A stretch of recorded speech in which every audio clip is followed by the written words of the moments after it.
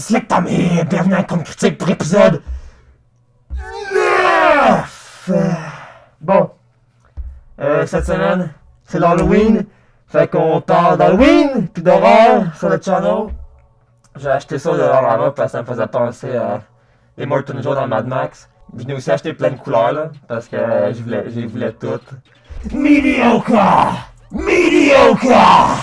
Mediocre! Mediocre!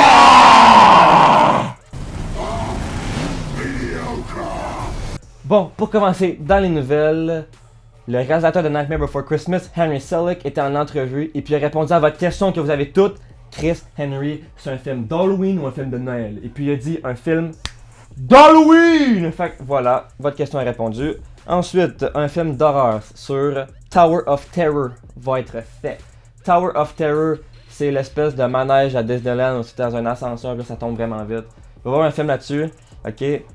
Écrit par John August, qui a écrit Big Fish, bon film, mais je vois pas de lien d'horreur, en tout cas. I don't know. Ensuite, ça c'est pas tant une bonne nouvelle. Johnny Depp va faire un film avec Edgar Wright. Un fucking film d'enfant encore, ok, Johnny Depp. Tu viens de faire Black Mask qui était cool. Arrête de faire des films d'enfant. Il va être maquillé, c'est sûr, c'est fantastique. Ça s'appelle Fortunately The Milk. C'est un livre. Il va y avoir des aliens, des pirates. Il va être maquillé, je vous le garantis à 100%. Je veux pas voir ça, je m'en calisse. Et puis, pour les Oscars de 2016, on a notre host. Et puis c'est Chris Rock! Il est pas riche, je sais pas pourquoi je l'ai dit comme ça, là, mais il y a une petite voix, en tout cas. Fait que ça va être cool, ça sera pas Ellen DeGeneres. Nice. Ça va être Chris Rock. Ensuite, pour les reviews, je suis allé voir Crimson Peak. Spooky! Donc, Crimson Peak, c'est réalisé par Guillermo del Toro, qui a fait Labyrinthe de Pan. Un de mes films préférés, un autre. C'est pas tant un film d'horreur, un peu. Orphanage, un film d'horreur. Hellboy, Pacific Rim, en tout cas. Fait des films cool. Et puis Crimson Peak, c'était pas épeurant. C'était beaucoup plus fantastique que horreur. C'est l'histoire de Tom Hiddleston qui ressemble vraiment à Marc Labrèche, qui s'en va aux États-Unis voir un gars puis il dit yo, j'ai construit ça, achète-le moi s'il te plaît. Puis le gars il fait non, c'est-tu des calices? Fait que là il fait hey, je suis en amour avec ta fille. Puis là il fait je m'en tabarnak des calices. Fait que là qu'est-ce qu'il fait, c'est qu'il sauve avec sa fille. Puis il l'amène en Angleterre dans son château. Son château qui est hanté, donc il se passe plein d'affaires, mais qui sont pas épeurantes, je vous le dis. C'est plus cool et amusant qu'épeurant. C'est un protagoniste féminin qui ressemble vraiment à Antoine-Olivier Pilon. En tout cas, on voit pas ça souvent. C'est cool. Et puis, quoi d'autre? Il y a des morts vraiment terribles, okay, qui font peur. Ben, pas qui font peur, mais que t'es comme ouch! Comme dans Labyrinthe de Pan. Tu sais, quand il casse la face avec la bouteille, on a tout ça ici. Là. Je m'attendais pas à ça.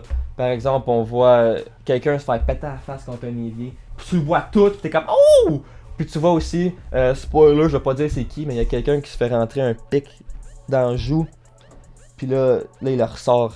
Puis là, son œil est tout rouge parce que c'est proche de l'œil. Puis il meurt.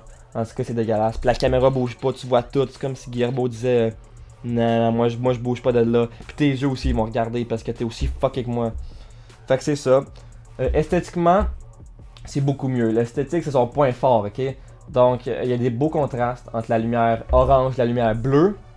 C'est super beau. Ou entre le sang sur la neige, ou sinon de la poterie, genre du clay. C'est quoi en français du clay? Je sais pas. En tout cas, c'est rouge. Puis sur la neige. Le clay est vraiment une partie majeure du film. Je comprends pas vraiment. Ça se passe en genre 1900, quelque chose comme ça. Sinon, le montage est à chier. Je comprends pas ce qui s'est passé. Tu sais, quand il y a du dialogue sur quelqu'un qui parle pas, genre la caméra est là. La personne parle pas, mais il y a du dialogue quand même par-dessus leur voix. Je sais pas, c'est vraiment bizarre. Et sinon, la caméra est vraiment smooth. Ça c'est vraiment beau, la caméra bouge tout le temps, des beaux angles dans la foule pis tout, ça c'est vraiment cool. Sinon il y a beaucoup de choses Guillermo aussi, hein, comme le film commence avec un livre qui s'ouvre, là tu vas dans le livre, ça c'est très Guillermo. Ou sinon bon des transitions à la Looney Tunes, genre wouh!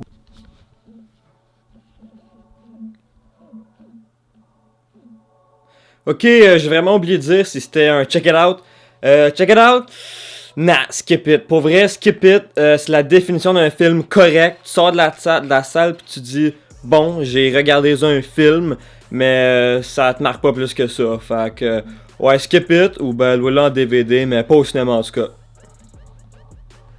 Ensuite, pour les trailers, on a la troisième annonce de Star Wars Force Awakens, qui sort le 18 décembre 2015. C'est une bonne annonce. C'est une bonne annonce! Hein? Toutes les annonces sont bonnes de Star Wars. À part, il y a du piano au début que je file pas. C'est vraiment pas Star Wars. Mais ça devient du violon, puis là, ça devient Star Wars. Ça a l'air super cool, ça a l'air bien filmé. On sait pas c'est quoi la fucking histoire encore. Il y a du monde qui disent que Luke Skywalker va être Kylo Ren. Je suis pas down pour ça. Bon, il y a plein de lens flare, hein, parce que c'est J.J. Abrams, on peut pas s'en échapper. Mais ça a l'air beau quand même et bien fait. Tout le monde va aller le voir, hein, on s'en calait s'il y a des annonces ou non. La publicité est pas importante, tout le monde va aller le voir. Les sites de billets, là, d'acheter des billets, ils ont fucking pété parce que tout le monde voulait y aller les acheter. Donc, check it the fuck out. Box Office, 5ème place. Asti, je vais me fâcher. Hotel Transylvania 2 encore. Comment? Budget de 80 millions. Ils ont fait 9 millions en fin de semaine. Pour un total de 148,2. Et là, c'était encore la semaine prochaine. Je te dis, Sti, je vais me fâcher. 4ème place de Last Witch Hunter avec Vin Diesel. Budget de 70 millions. Ils ont fait 10,8 millions en fin de semaine. Pour un total de 10,8 millions. Ah, gros flop. 3ème place, Bridge of Spies, avec un budget de 40 millions. Ils ont fait 11,3 en fin de semaine pour un total de 32,5. Ils vont l'avoir. 2ème place, Goosebumps, avec un budget de 58 millions. Ils ont fait 15,5 en fin de semaine pour un total de 43,7. Fait correct. Et puis, première place, Tom, ça va être quoi première place? We're flipping the script! C'est The Martian qui revient à la première place. Comment? Je le sais pas. Il y a plein d'autres films qui ont ouvert puis qui ont flop pendant que The Martian revient. I don't know. Budget de 108 millions, ils ont fait 15,9 en fin de semaine pour un total de 166,3. Tabarnak. Et puis, 6ème place, Paranormal Activity. Paranormal Activity ouvrait à la première place dans le temps. Maintenant, ils sont à la 6ème place. Puis à l'Halloween, aïe aïe. Il y a d'autres films comme Gem and the Holograms qui ont ouvert comme 12ème place. I don't know what's happening. Donc, c'est tout pour cette semaine. On se revoit la semaine prochaine pour épisode 10. Je vais aussi être sur Chrome Gaming. Ce mercredi. En fait, on va tout être là, Chrome TV aussi. On va jouer un jeu d'horreur pour l'Halloween. Fait que check it out. Peut-être qu'on va pouvoir se débrouiller dans ce jeu. Ce qui me fait peur en ce moment, c'est Arrête, Ben c'est Marc, il fait chier, Calis. Oh mon dieu, tu m'as fait peur. Faut que Tu tu réussis à peinture. Elle était pas barrée la porte? Elle était barrée, It was fucking locked, boy. Oh, attends, le sofa. Pourquoi ça fait aussi peur? Je suis vraiment stressé là. Vous avez tellement peur, gars. Pourquoi, man? Ah, yo, il y a tellement trop de. It cannot be. Ok, je capote là. Je capote. Ça parlait? Oh my god! J'ai tellement eu la chienne. Joyeux Halloween!